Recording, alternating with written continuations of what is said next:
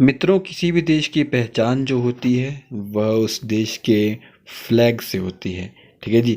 तो आज हम इस वीडियो में इंडियन नेशनल फ्लैग के बारे में थोड़ी बहुत जानकारी लेने वाले हैं कि इंडियन नेशनल फ्लैग क्या है, कैसे इसकी हिस्ट्री क्या थी, क्या है, क्यों है, किस लिए है। क्यों? क्योंकि यूपीएससी आपसे क्वेश्चन पूछ चुकी है 2023 के अंदर कि consider the following statement in respect of the national flag of India. ठीक है जी। क्या क्या स्टेटमेंट थी कि it is according to the flag code of India in 2002। Statement one is one of the standard sizes of the national flag of India is 600 mm to 400 mm. Second statement is the ratio of the length to the height of the width of the flag shall be 3:2। तो इसके बारे में पढ़ेंगे, question को attempt करेंगे, लेकिन पहले जानकारी ले लेते हैं कि what is the flag code of India और इसकी ज़रूरत क्यों थी। ठीक है जी।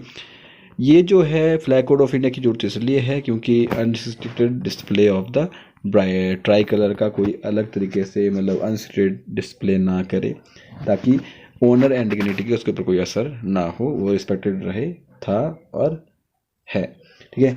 The flag code did not replace the pre existing rules. Okay, तो correct the display of the flag. Okay, it was however an important effort to bring together all the previous laws। मतलब सभी पिछले law को इकट्ठा करके एक law act बनाया गया था जिसमें कि मतलब कैसे हमारा भारतीय झंडा किस तरीके से क्या चीज़ें उसके रिस्पेक्ट में है और क्या उसको हानि पहुंचा सकता है।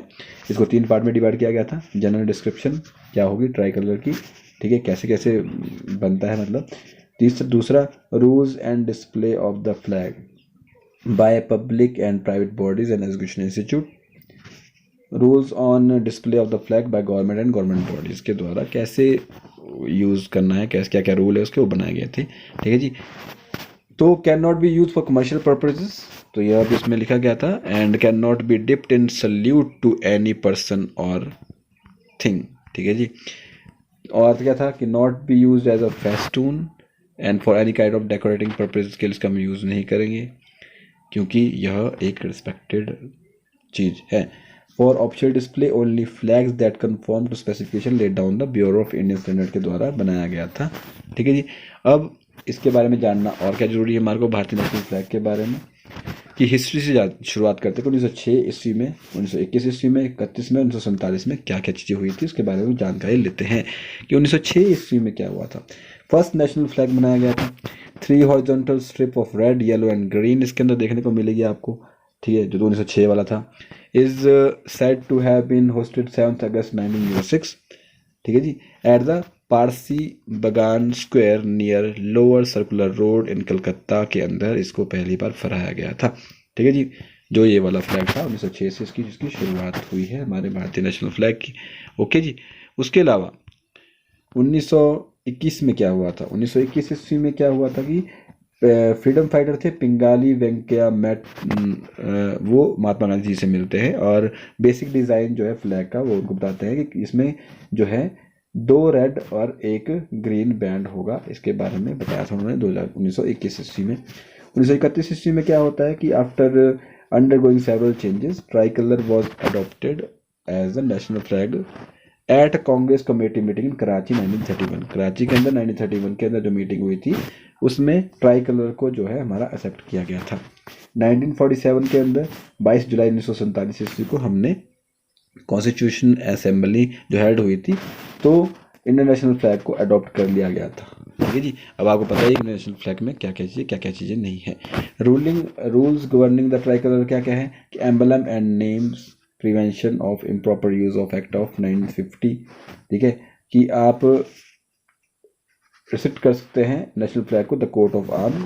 ठीक है जी, कि by government department and the official seal of the president of the governor. Okay, the pictorial representation of Mahatma Gandhi and the prime minister of and the Ashok Chakra. Prevention of insult to national harms act of 1971 भी आपको देखने को मिलेगा। उसके अलावा part 4A of constitution भी आपको बताता है। पार्ट 4A कॉन्स्टिट्यूशन क्या है ठीक है, इसके बारे में आपको पता है, आपको बताना है क्या है पार्ट 4A ऑफ कॉन्स्टिट्यूशन क्या कहता है। ठीक है, वो क्या है, मौलिक अधिकार है, मौलिक ड्यूटी है, मतलब मौलिक कर्तव्य है, या फिर DPSP है, क्या है, ये आपने हमको बताना है पार्ट 4A में क्या है।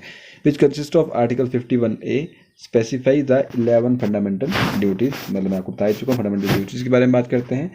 फिर 51A का ए बताता है कि हर एक सिटीजन की उसकी ड्यूटी है to abide by the constitution and the respect its deal and institution the national flag and the national anthem. Okay, तो ये आपको बताता है। अब आपको क्वेश्चन अटेम्प्ट करना है, क्वेश्चन अटेम्प्ट करके आप जवाब दीजिए कि इसमें से कौन कौन स्टेटमेंट सही है, कौन कौन स्टेटमेंट सही नहीं है। तो आंसर इज डी।